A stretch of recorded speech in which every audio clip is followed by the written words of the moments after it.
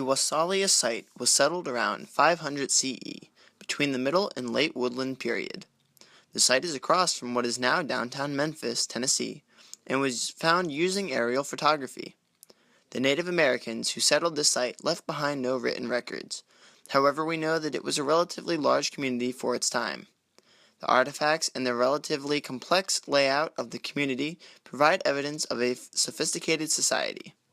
The lives of the inhabitants of Wassallia included war, worship of their deities, and a burgeoning social structure. The trade habits of these peoples were reflected in all of these subjects. Because of the site's prime location on the Mississippi River, the site flourished for many years, even though it had to deal with raiding tribes often. The Mississippi River played a crucial role in the people of Wassallia's lives. Between trade, a water source, and the fact that it fostered a plethora of vegetation, the people could not only survive, but also thrive. This large amount of vegetation in the area also provides evidence of extremely fertile soils that would have been able to support the domestication of crops. Archaeologists know that there were a lot of natural vegetation due to preserved plant material found within the mud of the riverbank, which could be dated back to the time of Wassallia with radioactive carbon dating. The vegetation with remains in this area and at this time were primarily corn, squash, and pumpkin. Much of the vegetation found to exist during this time, away from the water, were tall and sturdy pines. This material was found using float sampling techniques with partially decayed plant matter lying in anoxic or hypoxic soils. It is known that these trees were used for many structures of the community, from a wooden stockade linking 12 10-foot mounds arranged in a circle, a reference point for a shadow clock that would be present in the middle of the community, and huts for family shelters. All of these structures can now be seen as features within the ground denoted by a discoloration of the soil. The pine wood pieces are dispersed within the zones of these features. Both lookouts for the stockade and a 12-month clock. This clock helped them predict seasonal fluctuations and weather patterns. A central plaza was apparently found within the circle of mounds, apparent by the infertile compacted soil, which would have been trampled down by people walking between different tradesmen. On one end of the central plaza, archaeologists found a 50-foot tall, flat-top mound that would have housed the elite class and rulers. The jewelry on top of this mound was clearly the most intricate, and therefore denoted some form of chiefdom centered around this prominent earthwork.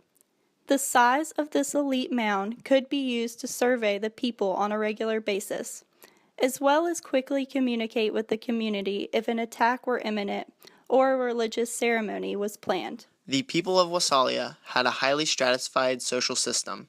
It followed a matriarchal system where women held positions of power and were revered for their fertility and ability to give birth to strong warriors. Archaeologists inferred the matriarchal system from the close proximity of high-status jewelry and jasmine idols shaped like pregnant women.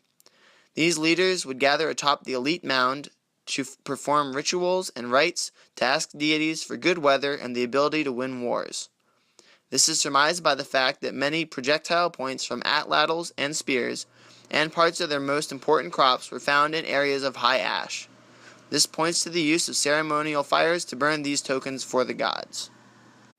Many bodies of the people from Wassallia have been found at the foot of the elite mound. From these bodies, it is apparent that men did most of the laborious work, fighting and hunting, and therefore showed higher stress impacts on their joints and bones than women. Women, it seems, lived mostly safe domestic lives, as they were valued too highly for their ability to birth strong warriors to risk putting them in harm's way. It seems that women cooked, cared for children, and made the intricate jewelry found littered about the site. There is also evidence of enslaved people at the bottom of the class system. These fossilized skeletons show very little bone stress, but also seem to have slightly different bone density. This may point towards the fact that these slaves may have just been prisoners of war, who traded their allegiance to their original tribes for the ability to live in the nicer conditions of Wassallia. In this case, they would do minor labor jobs around the community as needed, such as watching the children. Approximately 30% of the artifacts found at the Wassallia site are war-related. This shows a large amount of warring, and therefore the necessity of war preparations and an ample armory. This armory of the Wassallian people included the atlatl and arrowhead spears. The site of Wassallia was faced with many ambush attacks by surrounding tribes which wanted many of the resources of Wassallia for themselves. The reason why Wassallia was a significant woodland site is their use of both wood and animal bone horns. These horns would be used in times of stress by stockade guards or elites watching from the elite mound to quickly spread word and warn the people of incoming attackers. Unfortunately, even with the use of these horns and the high fighting ability of the Wassallia people, it seems that the surrounding tribes eventually wore them down. The site was so appealing to others that it was constantly coveted and attacked. Eventually, the defenses of the community would have taken so many hits so often that it would have been hard to repair the damage quickly enough. Between the loss of defenses and an apparent drought 2 years in a row, it seems that the small amount of people that survived left by their own choice to escape the increasingly hostile environment.